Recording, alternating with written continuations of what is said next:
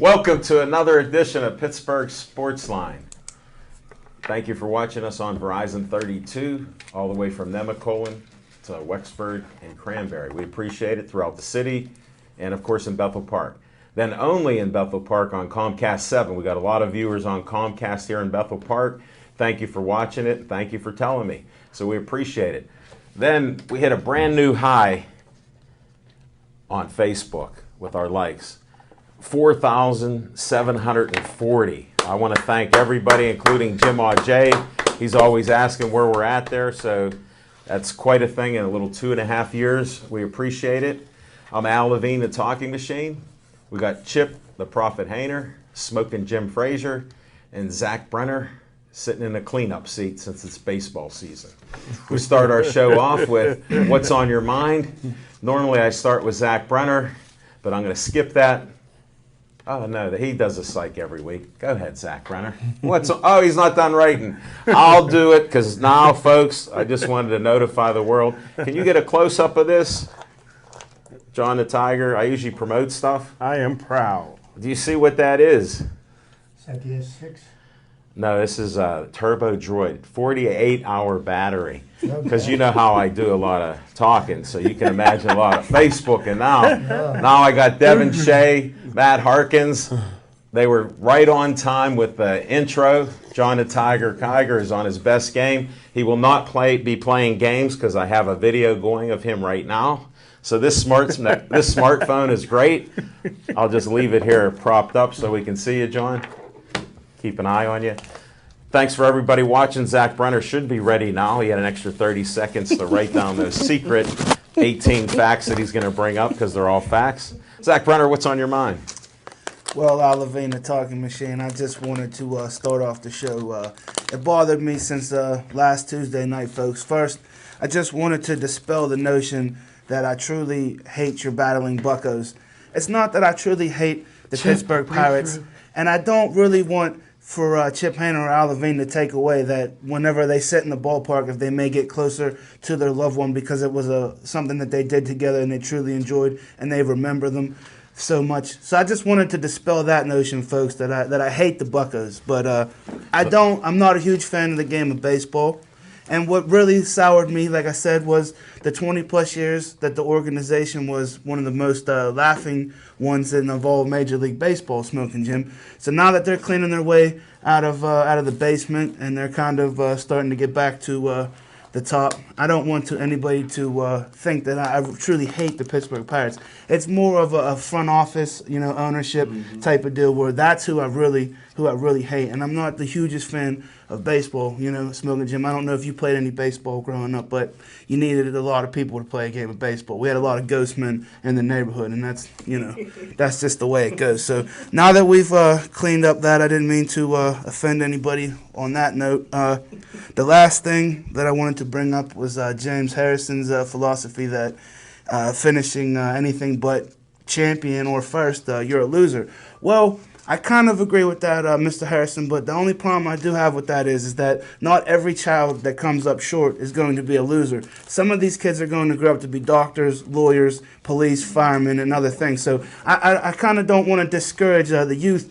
Your career might not be in athletics. You might not be a football, baseball, soccer, or hockey, or a boxing star. But you have other gifts that the Lord might have gave you, and I just don't think Mr. Harrison is kind of getting his message across the total full way by saying that, if you're not first, you're basically last.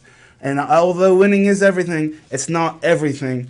And there's other things in life, like I said, that some of these kids are going to go on to be great at, so I don't want to discourage any of them by them not winning every time that they're losers. And that's what's on my mind tonight, folks. Very insightful, Zach Brenner. I accept your apology on that being a hater. Let's go Bucks and Smoking Jim Frazier. What's on your mind? Thanks, Al Levine, the talking machine. And if you want the green, I got a fancy green one. Don't you break that. got to see Levine. That is nice, brother. My old quarterback option thank you. days. But hey, what's on my mind is everybody knows that I'm an NFL scout, and I took a lot of heat a few years back when I predicted that not only that the Heisman Trophy winner RG3 would be an NFL bust, but he was a extremely accurate quarterback at Baylor. I think he set an NCAA record with he had more touchdown passes for a long time than he had interceptions, and which is a tremendous record. But I compared him to Cordell Stewart. I said as soon as he start hearing the boos, he'll fold like a card table, and he sure did. He came out this week after having back-to-back horrendous seasons, and he said not only is he the best quarterback on this team, you don't have to look over his shoulder, but he's the best quarterback in the league. And that leads me to another brother that I predicted would be an NFL bust, Geno Smith. I said Geno Smith came out of college and said he was he would guarantee that the Jets would be a playoff team. And I said back then the only thing he had in common with Joe Namath is they both wear pantyhose. And I guess Geno I remember Smith, that, Smoking Jim. I'll verify that. And I guess Geno Smith will never point in the linebacker's face, being that his jaw is wired shut right now. And I tell you what, anybody that's been in a locker room, and all four of us has been in many, many locker rooms, when you get in a fight as a quarterback in the locker room, it's because your teammates want to see it. I mean, there's nobody that came to his aid. There's nobody that tried to break it up. And here's a little tip of RG3. This linebacker, this brother who I can't pronounce his name, how's your Ebonics, Lindsay? But this guy, this is how tough this kid is. Not only is he 260 pounds, but he played at a small school called Louisiana Tech. The reason that he didn't go to LSU or one of the bigger schools is because even deep down in South, he knocked out a police officer. When you're in Louisiana and police officers cross the street when they see you, you're a pretty tough guy. And that's why Rex Ryan picked him up for Buffalo along with Richie Incognito. So that's what's on my mind. Very informative, Smoking Jim. Thank you. Chip Hayner, what's on your mind? Oh, thank you, Alan, and good evening, everybody. And you know what, Jim? Geno Smith was right. The New York Jets will be a playoff team as soon as they release him. but the first thing that's on my mind tonight is, I want to give a happy birthday wish to one of the greatest Pirates that I've ever seen play. And I preface that by saying I have ever seen play. Roberto Clemente, today would have been his 81st birthday. And, wanted to give an acknowledgement to that. Say it ain't so. Yeah, it's so. That was the last professional athlete that I had ever idolized in my life. And it was tragic when he died. I was a 12-year-old boy. Worshiped the ground that he worked on. It was heartbreaking, but, taught me some life lessons. But, what's on my mind, and I'm going to kind of touch on some of what Zach said, and I'm not going to be criticizing Zach. Go figure. But, it's in relationship to James Harrison. Now James Harrison decided to give back trophies that his children got for just participating in an athletic endeavor. It was Charlie Batch's basketball team. Now, this is what I have a problem with here. Now, how James Harrison chooses to raise his children, that's his business, and I'm not going to say whether, he should or shouldn't have done anything. That's his thing to do, and as long as he's not breaking any laws, he can do whatever he chooses. And I respect that. But my thought about this whole thing of just giving every child that participates in an event a trophy, I don't agree with it. I don't like it. I think trophies are something that are to be earned, and I think there's a lot of lessons to be learned in learning how to play sports and participate in sports, and knowing that, the ultimate goal of any sporting event is to win. not at the cost of everything else, but that's what you strive to do, and you can learn as much from winning, or you can learn as much from losing as you can from winning. And I think it was I learned a lot of lessons growing up, and I strove to be better when I would watch other teams get their trophies at the banquet at the end of the year. That would make me go out and practice harder. That would make me motivate my teammates. So, I think that, the principle of what he was doing is, scoffing at giving everybody a trophy just for showing up. Showing up isn't always, good enough. Sometimes you've got to actually apply yourself, and I think that should be rewarded, not just the fact that you show up. But that's what's on my mind. You did find a way to disagree with Lil Z. I didn't criticize it. See?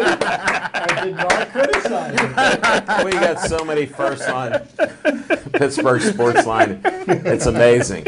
I don't see them hugging that yet. But when I see that, I'll feel much better. But nah, really, I won't, because they're participating. They get no awards here. You got to do better, for crying out loud. Some of these people, they're learning less than what they did before. We got to step up our game. No trophies. You still get that pizza, but I got to thank Olive Oil's Pizzeria. I mean, that was one of their best pizzas that we've had. So I appreciate it. And they have the $1.99 special. Call 412-831-1900 right now and just order 10 of them or so. Tell them you want them in 20 minutes, because they can do it. They're packed tonight. They had a great night last night, so keep on going there. It's a nice local place right at Hillcrest. They're doing a great job, so check it out. We enjoy it. Our volunteers here like it. John, I need you to they need some help with this tournament. We need some more teams. 3-on-3 basketball teams. Okay, you can see that. It's for a great cause. September 12th, South Park. I mean, check this out. I posted on Facebook. They're posted on my page. Help these people out. All you sponsors out there and other people that might be interested, it's all for a good cause. Plus, it gets the kids out there to compete a little bit. And if they win, we'll see what happens. All right, that's not what's on my mind. What's on my mind is the Buccos have lost 3 games in a row. They're in their division. They come out 7-2 being in their division, which is just awesome. They lost the game last night, so they're 7-3 in their last 10 games. If that's not a pennant race, this is near the end of August, I don't know what is. We can't help it St. Louis is at another level. That happened with the Yankees and other teams over the years. That's why they have a playoff system. That's why they have a wild card. These are part of the game. It's not the old, back in 1867, which some of my colleagues didn't realize baseball started officially with the pros back then, but that's how long it's been going on. So they're so late on getting to the show. I appreciate what they've learned, and I appreciate what Zach was saying today. I understand he's disgruntled. I've been disgruntled for the 20 years that they were in that streak. Matter of fact, after about 3 or 4, I started betting $1 every year that they wouldn't break 500. And I won every year till Chip come on board. And then now I don't even bet it anymore, because I want to still keep a profit. But seriously, you can't go wrong with that. I still got that $1 under glass at home. I know he does, and man, I had that for a long, long time. So, but that's another story. We're going to have some Bucco talk. We got some Steeler talk. I don't even want to touch on the rebuilding they're doing, but we'll cover that. Stay tuned. We got more coming. Chief, go get your dessert, because we're going to start doing Fiction and Fact from Smoking Jim's Almanac. Thanks, Al Levine, the talking machine. And I tell you what, man, you can eat and sleep, but you can't beat this streak. Al Levine got about 400 shows in a row. Nobody will break that streak. Oh, a little breaking news. We're going to have our 200th show the second week of September. So wow. That'll be our live TV show. I'm the only man still standing. I don't want to jinx myself, and I saw an assassin out here. I don't know who he was.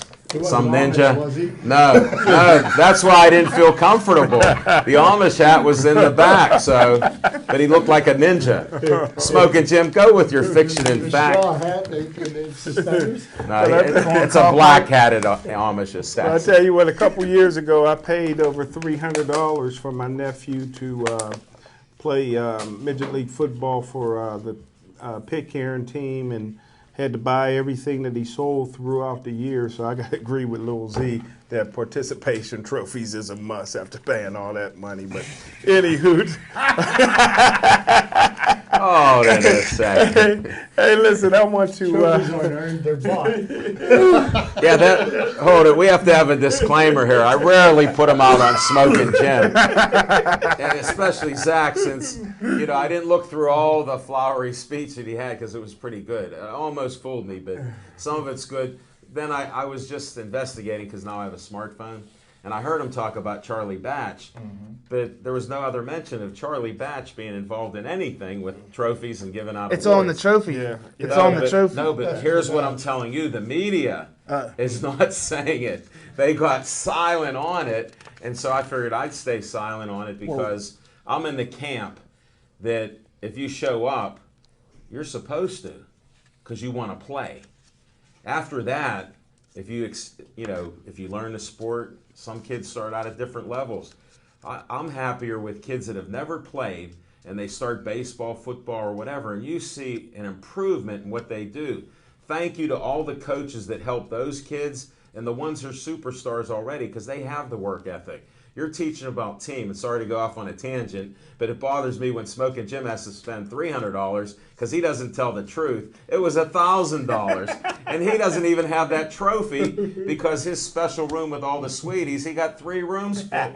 He cannot put a trophy. But I don't want to go too far off the tangent on here, but I understand why you do it, and when you're in the YMCA, I agree. Everybody should get a trophy there because that's a good community thing. But when you're in competition with other teams and you're keeping score, I don't understand the logic behind everybody gets a trophy. We'll debate this after Smoking Jim, but he started. Go ahead. Real quick, because we got a good friend, Claudio Verzano, who's a baseball coach for CMU. So my point is, those kids, they're not going on anywhere to play baseball, really, Smoking Jim. Are they all losers? Is that a team full of losers? No. Even though they don't really ever not won going anything? by the quota. If they never won anything? Because I think they're winners because they came out to the show. They're all going to go on to be great things in life in the future. They got educated. So, in my opinion, they're winners. Why do they play the game? Here's the credibility issue. Maybe to stay in shape. You have a credibility issue. It's called James Harrison.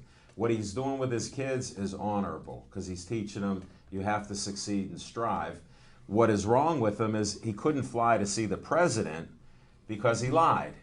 Okay? He's gone to other events and everything, but he didn't go to see the president because he might have been intimidated by that, and he might have been investigated for some of his outrageous statements. So you got to call it how it is. If you want to make up stuff, that's fine. And not everybody's a loser. There are winners and losers. If you make it that simple, you're never going to get along with the other kids. You won't be able to play. And when you're an adult, you won't be able to do anything with anybody else. So we know that, and that's why he's like he is. And when they say he's a true leader, yeah, he shows by example, but look what he says. And then look what he does. Where's he leading anybody else to get better? I don't see the guys around him getting better. Tell me one guy that he helped to get better. I agree. That's a good point. But at least, in fairness to James Harrison, He's a scary individual and nobody wants to mess with him in the media. well, at least in fairness to James Harrison, he didn't put a gun in his son's mouth for not winning.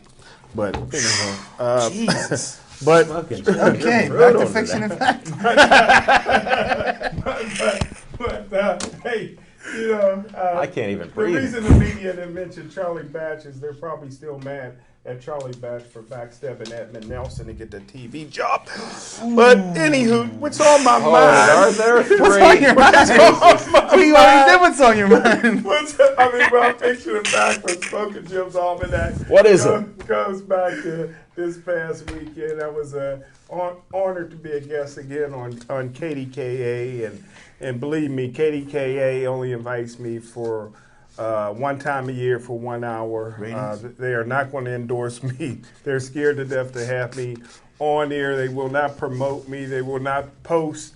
Contrary to popular beliefs, that was a 4 or 5 year old post that It somebody was. put It out was. there. I was listening to it, and I said, "Wait a second. Just a minute." A lot of things came true on that post though 4 or 5 years ago. So I'm glad you listened to that. Smoking Bill Z, Jim, but, I have to butt in again. This is the longest fiction in fact from Smoking Jim's Almanac that we've ever had, because until you tunnel down, what is the point of this fiction in fact, Smoking Jim's Almanac? Drink that coffee fast. Come on, please. The point is, it was a great honor not only to be on, but to have my good friend Al Levine, the talking machine, call in to debunk some of the things that I was saying. And not only that Al was able to call in, but one thing about KDKA, they do not allow commercials. So this was a first. Al Levine not only got into things that we were doing at the Meadows, he was also let them know that on September 4th we'll be at the Priory to do some boxing, and that we have Sid Bream on the show on Monday, and you could just see that was a great plug. You That was can a see, great the engineer was like ready to pull the plug on Al Levine, the Tiger Machine, but he was smooth. He got it all. He got it all in, and I want to thank Chris Moore for having the guts and the intestinal fortitude to invite me every year, because believe me, having me on puts his job in jeopardy. And that's the fiction and fact from Smoking Jim's Almanac. Al Levine, we didn't hear any mention of that call. Smoking Jim Frazier. Thank you for fiction and fact. We could have an open discussion later or off air, because we normally, folks, if you're new to watching our show, because obviously we're getting new people to watch our show, this is not normal, okay? Because normally we segment our parts and then we go crazy on each other because we disagree. But this somehow went so far off the reservation. Thank you, Smoking Jim. I appreciate that. I didn't know where you were going, but I was trying to stop you before you said that. So thank you. All right. Now that I got that out. Chip the Prophet Hainer, we got Chip's trivia time. Are you ready? I'm about as ready as I'm ever going to be. Okay. All right, just to briefly run down some baseball trivia. And I've got some interesting tidbits for the end. First, go back to August the 12th. And in 1964, Mickey Mantle set a then Major League record of his 10th game where he homered from both sides of the plate. Wow. I believe that maybe Eddie Murray may have broken his record since then. He did. And at the time that was a pretty amazing feat. Nobody else had ever done anything like that. Also on August the 12th, 1994, was the last play stoppage for Major League Baseball. The players went on strike, and the players were calling the owners' bluff that the owners would cancel the World Series if the players went on strike. So the players said, okay, we'll go on strike. Well, the owners did cancel the World Series that year. That was the first year that it was canceled. The World Series wasn't played for anything other than the Second World War. But, the thing that's significant about the strike of 1994, that is what really kind of rung in the steroid era in baseballs, because after the fans were upset with Major League Baseball, they were upset with the owners, they were upset with the players, they felt everybody was being greedy. So people didn't come out to baseball games after the baseball resumed the next spring, and subsequently that led to steroid usage, inflated statistics, which ultimately got people back into the game, and the rest is history. August the 17th, 1933, Lou Gehrig of the New York Yankees plays in his 1,308th game, which at the time broke Everett Scott's record of 1,307 in consecutive games played. And what was the name of the first baseman that Lou Gehrig replaced? Wally Pipp. Well, keep that in your little thinking cap there. He'll come into play a little bit later in my trivia here. Whoa. A little shout out to our girls from the Steel Hurton roller derby. Oh, yeah? On August the 13th, 1935, the first roller derby begins in Chicago by promoter Leo Seitzer. So there you go. 1935 was when the roller derby got started. One last bit of trivia. In 2006, Jared Weaver, starting pitcher for the Los Angeles Angels of Anaheim, joined Whitey Ford as the only rookies in American League history to win their first 9 decisions. Weaver is the 5th pitcher in Major League Baseball history to begin his career 9-0 as a starting pitcher. But 2 parts left here for my trivia, and the first one involves one of the greatest players that most of you never heard of, and a lot of people haven't seen. I'm sure Al remembers who this person is. I remember it very vividly. A baseball player named Tony Conigliaro. Tony Conigliaro, on August the 18th, 1967, was beamed. He was hit on his left cheekbone with a fastball in the 4th inning of a 3-2 loss to Boston. Conigliaro was carried unconscious from the field, missed the rest of the 1967 season, the entire 1968 season. And the real, he did come back and play, but he was never the same player that he was. And here's what the really sad part of it was. Tony Conigliaro, when he got hit, was 22 years old. At the age of 22, he had already hit 100 home runs in his Major League Baseball career. And it's interesting to think of what would have happened if, That didn't happen. Yeah. If that didn't happen, because he never was the same player.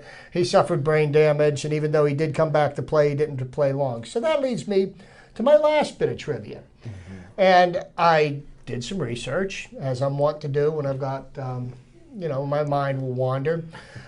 There's been one time in Major League Baseball history where a player was killed by being beamed in a game. Wow. The ball player's name was Ray Chapman. And Ray Chapman was beamed on August the 16th, 1920. The pitcher that was on the mound that day was Carl Mays. Ray Chapman played for the Cleveland Indians. Carl Mays was the starting pitcher for the Yankees that day. And he hit him just above his left ear, behind his left eye, with a fastball. And they said it made such a sickening sound that, they didn't know. A lot of people thought the ball had hit the end of the bat, and the ball went forward. And the catcher picked up the ball and threw it to the first baseman, who happened to be Wally Pipp. But they tried, he was on the ground. They got him to his feet. He staggered off. They got him into an ambulance. They got him to the hospital.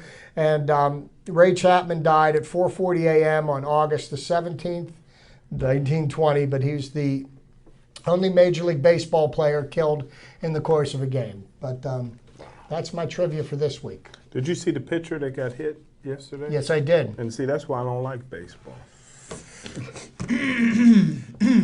All right, we're going to thank you on that. Did you see what happened to Joe Theismann when Lawrence Taylor tackled him? I mean, Jim, things happen, brother. Yeah. These are sad moments, but I don't know where my boys are at. But disclaimer. Boy, yeah.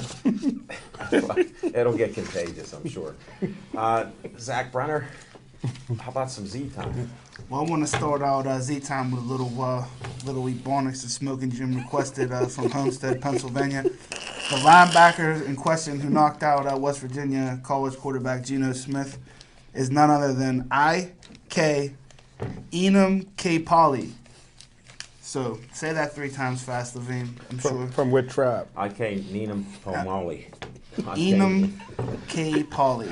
All right, I can't do it. Enum K. Polly. But yeah, Smoking Jim, that guy's rough. That guy's brutal. That guy's tough. We know why Rex Ryan brought him in because, let's just face it. I mean, he's Rex Ryan. He was all about sticking it to the Jets and bringing in the guy that knocked out Geno Smith. And Rex drafted him. He drafted him to the Jets the year he got fired.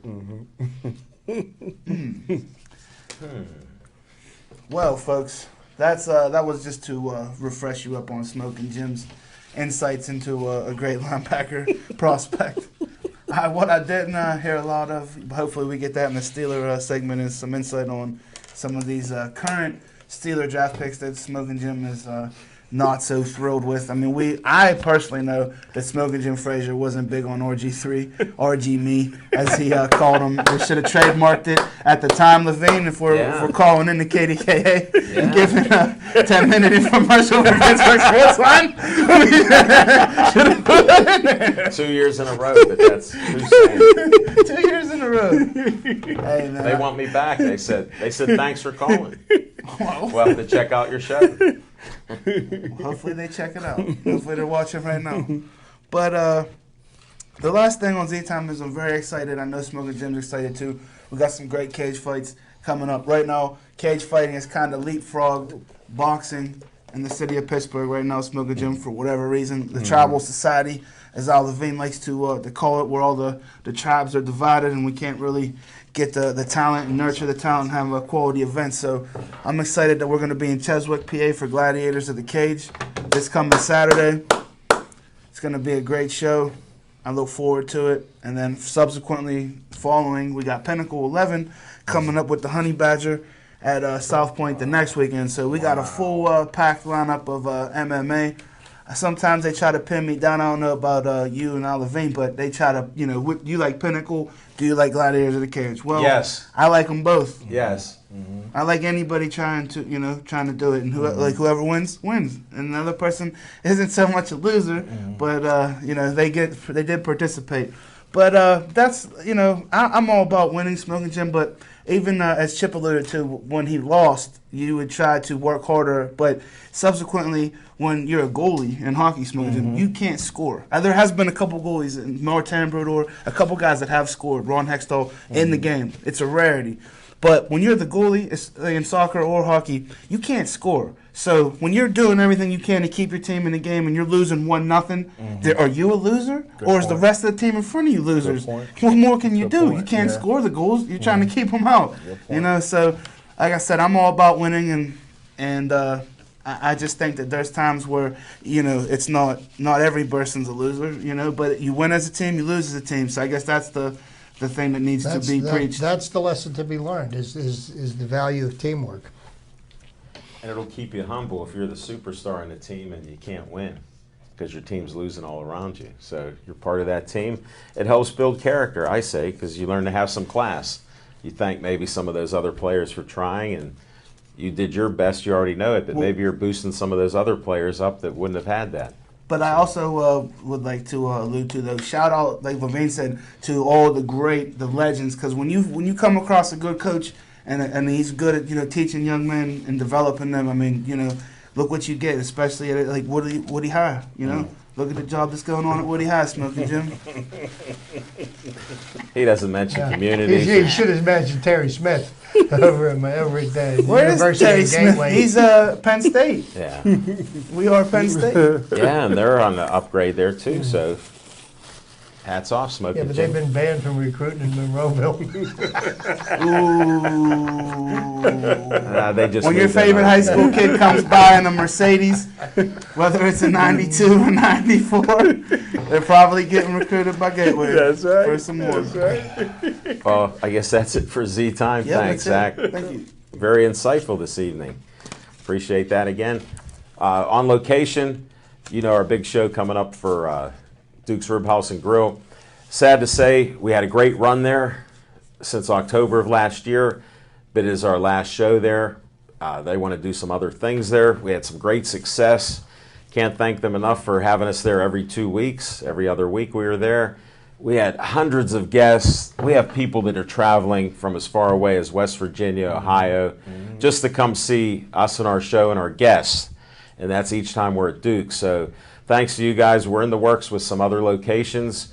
I'll have those coming up for September. So this will be a great last show there. We plan on going out with a bang. So make sure you're out there. Sid Bream's going to be there. Jack Mook and all his boxers.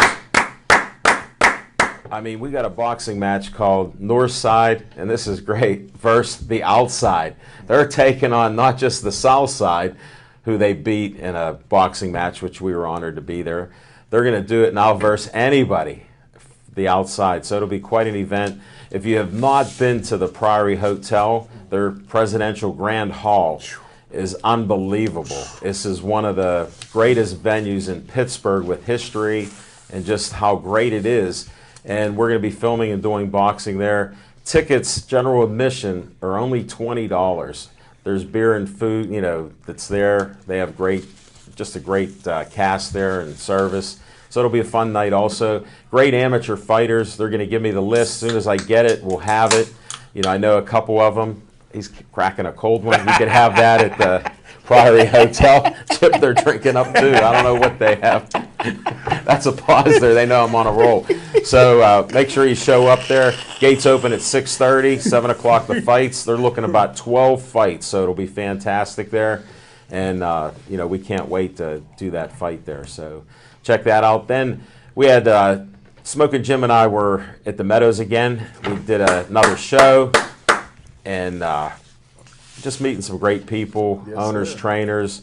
We're finding out some of the inside scoop on horse ownership, how easy it is to get into, and what you have to do. I want a claimer. He ain't got to clean the stalls, right?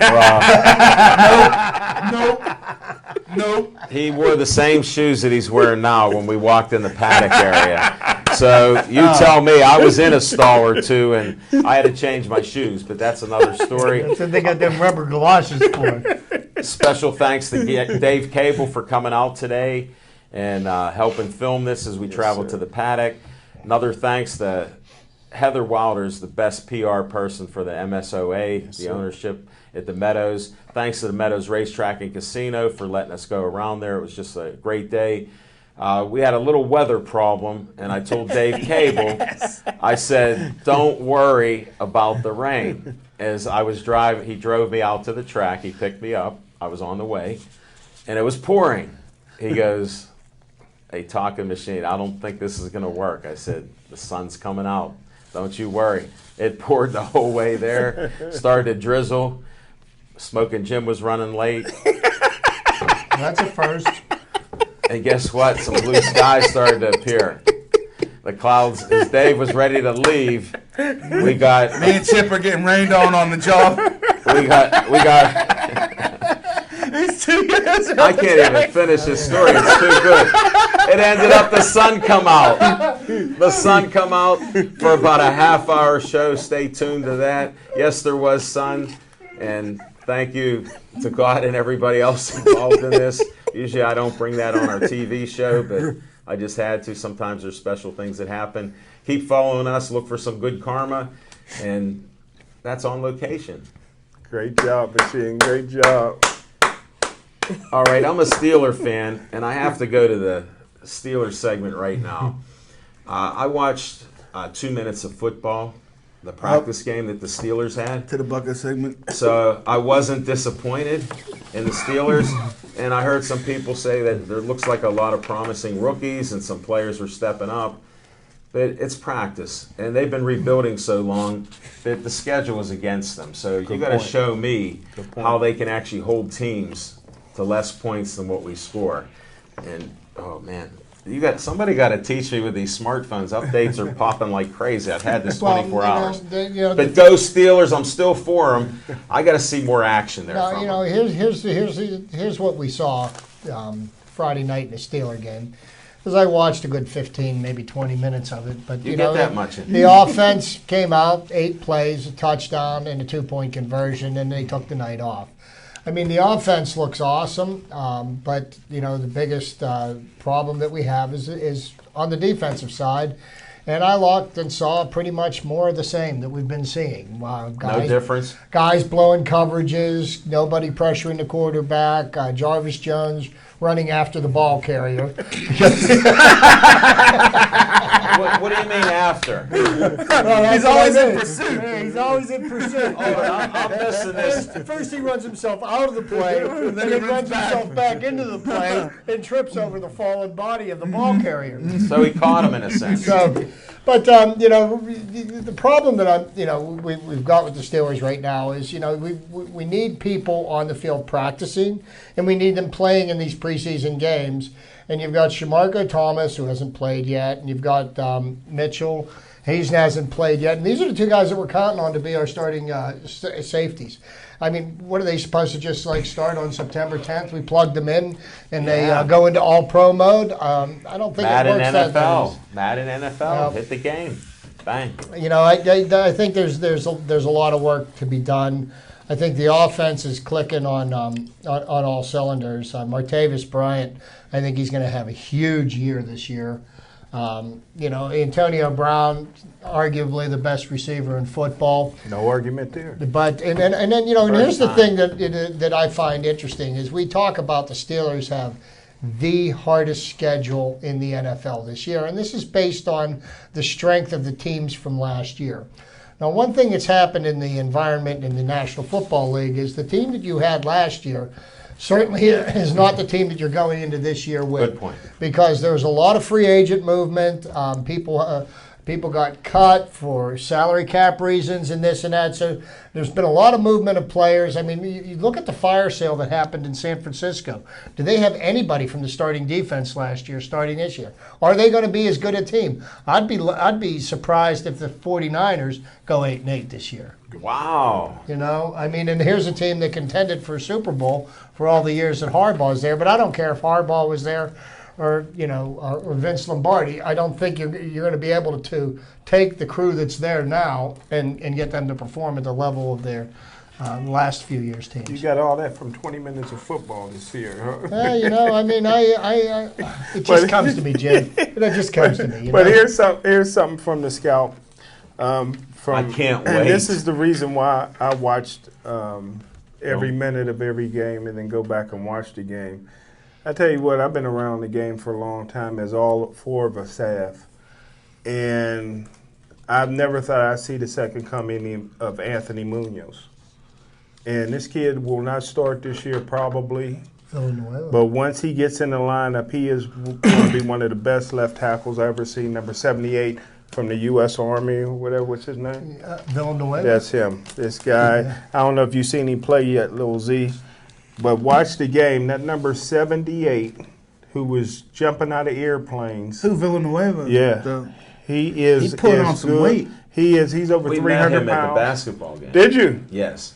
He's such a nice as guy. Good a left tackle as I ever seen play in the NFL since Anthony Munoz. So you're thinking that Mike Adams might be gone with his Adams is already packed it. He's already he packed it in. I don't think he's practiced all preseason. No, he's got some kind of back injury. Our other buddy could be losing his job to him, the short one. I tell you what, smoking Jim Frazier. I love when guys show up to camp looking spry, and then within like the first couple minutes or hours, whatever, they're already hurt. They're already on the trainer's table. You know, so that to me is hilarious. But that's what training camp's all about. That's why I'm a firm believer. Let's keep the 4 preseason games. I don't understand why there's a 5th considered the Hall of Fame game that adds an extra preseason game to 2 teams.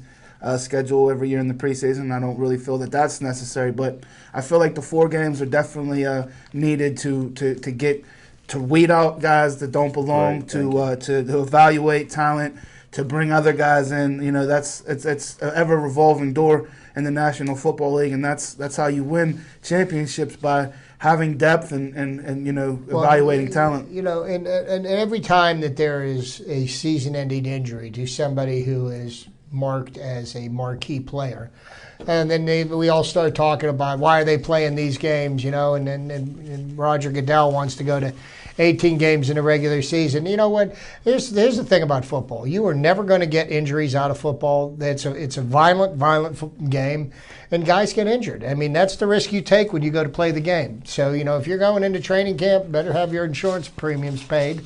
I tell you what, and not to go too far off the path, but I got to get this off of my chest. Jerome Bettis' speech at the Hall of Fame was one of the best I've ever seen. Okay. I had to critique a couple of things, although he didn't say it at the Hall of Fame. He never sold crack or shot at anybody, number one. And number two, Jerome Bettis, he wasn't a hard worker. Let's just face it. Jerome Bettis would come to training camp, look like he just swallowed a 8-pound Philly steak hoagie, and then he run 2 plays and then grab his sports inhaler. but he never needed that inhaler during the game. But Jerome Bettis, you was a great player. You deserve to be in the Hall of Fame. But don't tell nobody you were a hard worker. You and Casey Hampton, you guys used to play the game great, but you guys didn't practice very hard. And I had to get that off my chest. Hey, Smoking Jim, can I talk about another guy that's in the Hall of Fame that wasn't a great practice player? Franco? Yeah. There you go. There you go. And then he received so much criticism for running out of bounds. Yeah. But he had a long career, Yeah. Hall of Fame. Yeah. It was Jim- one of the top 2 or Jim 3 Brown, when he retired. Jim Brown was threatening to come out of retirement so that Franco wouldn't beat his record. his rushing record Exactly. because he didn't feel that Franco had the meanness or the toughness. So, you know, And now, who cares the, if the he one did? the one player that he did dub as his heir apparent was Walter of course Payton. Walter Payton. Yeah, Walter was and Walter Payton, he was just. He played on some of the worst teams ever, and how everybody knew he was getting a ball, and he still ran with the same thing with Barry Sanders. Oh yeah, watch some old plays of Barry Sanders. Barry Sanders would run 20, 25, 30 yards back just to gain a yard. Yeah. Barry Sanders juked Rod Woodson out of his MCL and I was ACL. at the game. Yeah, that's River Stadium. I mean, Rod didn't touch him, and Barry just put a move on him, and Rod's knee went the wrong way, and that was it. And 10 years from now, we could be talking about Le'Veon Bell as a Hall of Fame player. This is a guy who I thought Marshall Faulk was the standard as far as a guy that could be an all-pro wide receiver. I don't But want to. Le'Veon Bell is right there with You don't Marshall want to Faulk get. as far We don't as want to get too receiving running quick. back. We don't want to be too quick to anoint or award somebody anything that they didn't earn yet. This young man has a lot of promise. He's got to live up to it on the field and off the field. Smoking Jim Good Frazier. point, He has good an point. obligation to his fans and the organization. So we'll see what Le'Veon Bell does after sitting out the first 2 games of the season, which everybody's not talking about. That right now we don't. Beside Williams, there's not a whole lot of depth at Hey, running back. Josh Harris just got hurt, right? Yeah. Correct. That's the guy that showed a lot of promise in the offseason. So. A lot of brittle brothers. The one thing that was as sharp as attack on Friday night is I've never seen Ben look better. I mean, he's throwing the ball tight spirals right on the money, and I'll tell you what, for 2 games, I'd fall back on Ben's right arm. Well, Brady will outshoot him in that first game. Yeah, well, that's Since Big Ben got that new the only contract, Brady that's going to be playing that. What night is about Mark Antonio Ben. Brown? Drew Rosenhaus. Antonio Brown has 2 years left on this extension that he signed. 3. And already Drew Rosenhaus is already wanting to renegotiate because other guys got more money because of the Hilton All I can deal. say Your is- boy T.Y. Hilton. put a mirror in front of you, and what would you be asking for when you see these guys that are your peers getting it? Look at Big Ben. He's feeling great, best shape. He's making almost $22 million a year with his contract. So when you're at the top of your game within 100,000, Eli wants more than Ben. You think he's worth it? Hey, if New York pays it, he is. That's what it's all about. What do If you your team think? pays, Do you what think do I he's worth think? No. Yeah, but No, I don't what think we so. think doesn't Yeah. matter because we're not the ones writing the Yeah. checks. When the Maras write the check, which they will. I mean, to be honest with you, Zach, all those players are overpaid. I mean, If you Phillip want my Rivers personal just opinion. got Not I Big don't Ben. write the checks for Not them. Big Right. Ben. So, Big Ben. somebody's Everybody. writing the checks. Well, here it's part of entertainment. Come on, when you have billion-dollar contracts for TV stations, I mean, we're looking for a $100 contract. They're looking for billions, but that's I'm another looking story. For him sandwich. Yeah. You want cheese on that or I'm not? telling you what. But no, that's part of it. And whether they're worth it or not, only your team can decide. And you go back to Jimmy Brown, 9 years, and he set all those records. He was a running back for 9 years and walked away in his prime. So he could say whatever he wants about anybody being tough or not tough, because I believe at his age, he could run out there and beat a couple of these guys. And he's old. And I walk away from this show for Raquel Welch, yeah. Today or back in 67? But Jim Brown did it, Wow. brother. You can't blame He didn't him do for it that. for her. I tell Yeah. you what, folks, what a great segue to I know what Olivine and Chip Payne are chomping at the bit to talk No, about no, these I'm not Buccos. chomping. These Buccos. The Pirates just finished a He said, I'm not chopping. No chomping. 9-game span of games against the 3 division leaders in the National League. These are teams that would have to play in the playoffs. 2 We steps swept the forward, 3 Dodgers, we steps swept back. the Mets, and again we lost 2 of 3 to the St. Louis Cardinals. Now, the thing that bodes well for the Pirates moving forward is the starting left fielder for the Cardinals 2 days ago went down to injury. He is out, and this kid has been playing lights out. He's a rookie. And last night, Jason Hayward left the game with a hamstring injury. So the sand's going to run out of the hourglass for the St. Louis Cardinals, and there's still 5.5 weeks, 6 weeks left in the season. And I'll tell you right now, the Pirates and the moves that the Pirate management has made. And, oh, yes, I do have to address this point. My friend Zach Brenner here says that he doesn't like the management of the Pittsburgh Pirates. Just consider this. This management team on Not the this Pittsburgh present Pirates, management team. They're during the 20 years of attrition. well, they no longer exist. That was but the point. But the management of the Pirates Not the right now current are the ones staff. that resurrected the franchise. Correct. And we're one of the best 2 or 3 teams in the league. This team is good enough to win it all. They get contributions from so many different avenues. A.J. Burnett is started into his rehab. He's been throwing off of level ground. Tonight they had him back up 1 step, so he's standing on the slope of the mound, and they're going to let him throw from there for a few days. Then they'll put him up on the pitching rubber. And AARP ain't gonna let him pitch. And also, Nothing to do with it. Also, to bolster the starting pitching staff is Vance Worley has accepted his reassignment to Indianapolis, and they were in the process of stretching out his arm. So there's another arm for the starting pitching rotation that's doing it. Now, that being said, Garrett Cole, in his last 4 games, he's lost 3 of them. Okay, and he hasn't pitched well Be lucky to get to since 16 the All-Star wins. break. So, they're working on some things with him. Somehow he seems to have lost a little bit of his fastball command. And losing command of his fastball and the location of it, the swing and miss pitches he has, the curveball, the slider, people aren't biting on He right only now. got 2 pitches. He's got 3 pitches. He don't have no curveball. I bet you couldn't hit it. Baseball scout. But you got to admit he rarely throws a curve. Fastball and his sliders, when his he guy. was successful earlier in the year, he was throwing all 3 pitches. He was throwing the curveball as a swing and miss pitch, and his slider is lights out. Mm-hmm. Now, the thing that makes all those pitches work is spotting his fastball where it needs to be. Last night, he was throwing 97, 98 miles an hour. So, I believe that's something that, a long season, 6 months these guys play. You're going to go through peaks and valleys. He's going through a little bit of a downtime, and he'll get it together. He's got a great coaching staff to work with him, and he's got the rest of his teammates pitching in. For example, Sunday, the Pirates sat 2 of the hottest players on the team, Jung Ho Gong and Andrew McCutchen.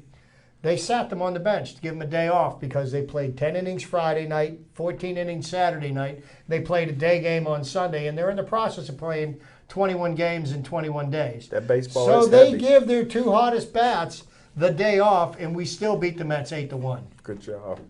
Good job. And one thing you got to remember about pitching is some of these guys are putting in more innings than they have in their career. And they can do it. They're in shape.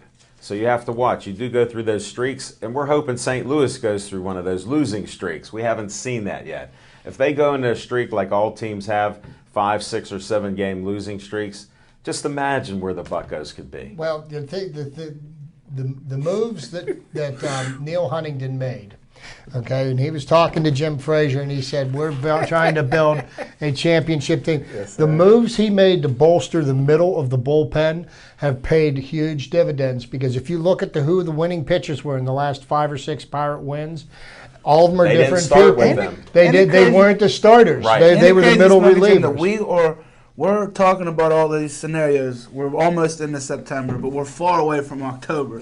So there's so many things that have yet to be So decided. many things that can't How happen. many games are in a season? We didn't play them all. It's amazing. We've only The played 100 mentality of There's a lot of 16 games. games. We only played 116. Most sports fans can't handle a baseball season. know I Folks, can't. you're seeing it here because it's tough. A 3-game losing streak out of 162 still doesn't mean much. a 3-game losing streak or a 2-game losing streak in preseason means something to Steeler fans because there's only 5 of them. I mean, it's bizarre when you talk Pirates and Steelers. The mentality is completely different. I have a problem because I'm a fan of both, but I understand schedules. And you have to watch that. Most people don't. For some reason, it's almost why my psychiatrist friends have those schizophrenia pills for when the Steelers win on Sunday or when they lose. They have pills for both days. They're too happy or they're too sad. Who's won more playoff games though? You know what? My asking, mediocre well, rebuilding boys always are in it as long as number 7's under center. So we're just waiting for Cole that also to stay helps with a consistent league the whole that has season. parity, that does not have a luxury tax. You have parity in the NFL that Rozelle had that going. All the owners agreed. Why do you think they're not against Goodell? I mean, it's amazing. They put him teams. in. They picked him. Okay, but parity is good. They don't want 1 or 2 teams sticking out like you have in baseball. Baseball, you can buy your way to it and pay a tax. And does it work all the time? No. No. When the Pirates broke the bank in the minor leagues, guess what they did? They changed the system. You, of being Steeler fans, understand how the Steelers on steroids changed football, how Mel Blount changed football, and they changed the rules. But the trickle-down effect to the Pirates breaking the bank with minor league signings is look at the major league team they have There's right no now. question. I'm a fan of that because of the results. Was I a fan of it when they were doing that? No way. No, because everybody wanted the immediate gratification. Well, They didn't want to watch the building be built from the foundation Well, up. They just wanted to see the top put on. No, it. no, For 20 years. Here's where I disagree. They built I a didn't want to hotel. see AAA players when I'm paying major league prices. Good point. And we that's saw- the part. That's the biggest argument I have. Every time we did a salary dump, that's what we. That's saw. what happened. So I'm glad that era is done. But the I'm scouting enjoying was the tough winning. too because they were getting a lot of pitchers that were blowing out arms with the number 1 pick. Yeah. They had terrible luck there for a stretch. And what was unique was the pitchers they did have after 2 or 3 years went to other teams were Cy Young Award winners, playoff winners, World Series winners, and they all come out of Pittsburgh. So they knew something. So management at top had to go. That's obvious. What we had here is a difference. Can I correct something that we were grossly in error on in the show? I don't know how that could even be found. Yeah, Who's the fact a lot checker? of people said that the Pirates locally had a higher rating than the Steelers, and I checked that it wasn't even close. Steelers had a 19.1 local rating that first exhibition game, and the Pirates had a 10-something rating, so it wasn't even close. But that's no fault of the Pirates. It's just Steeler country here. You're trying to, I'm just comparing trying to apples to correct. apples. No, I'm just correcting the wrong. Because that was on route, and the game was being televised on ESPN nationally. So the numbers are skewed. That doesn't matter. I'm just saying. Why would that matter? He doesn't care about that. Here, let me explain it to you. You're too smart of a guy to listen to this argument. Let me explain what they do. But I just want to make sure that he understands. No, he That I understands. see through the cloud of smoke that he's No, blowing. the smoke doesn't even matter. Both guys were on national TV. Here's what Both they games were national. care about. It's a win in their book. That's all they care about when they talk about all this kumbaya. They're not about But that. all we're talking about is Kumbaya. how can a practice game Okay. outdo a pennant race? But this, like I said, no matter what we say, it's always going to be Steeler country here. It is, man. Steeler Nation, baby. Because most of my generation have no idea about the greatness that was the Buckos. Do you remember the Roberto. Steelers have only been around since 1933. That was 60 years before that was when the Pirates, they were the Pittsburgh Alleghenies at that time, were playing and winning championships and were the talk of the town. So, before you start tooting, then the Steelers made the Pittsburghers wait 40 years before they made it to the playoffs. 40 years. Now, you complain about 20 years of futility with the Pirates. We were just waiting on Zach. We We were just waiting on Zach. So what about the 40 years? Hold it. Let me clarify that. Zach was actually too late because if we talk about what he's won, because he considers it a he's won in his generation, he has to take 4 of them off. What year was he born? I'm not talking about it. Wow. He doesn't reveal ages like you, so I don't want to talk about it. But I'm he an was. 80s baby. Oh, then you missed 4 Super Bowls. Super Bowl and 3 World Series. This is it, folks. Thank you Steelers for still did better from that thank point you for watching till our now. show. This argument will And 3 continue World off Series. air. I appreciate all of you with all the likes, all the TV you're watching, and please be safe and stay Joey strong.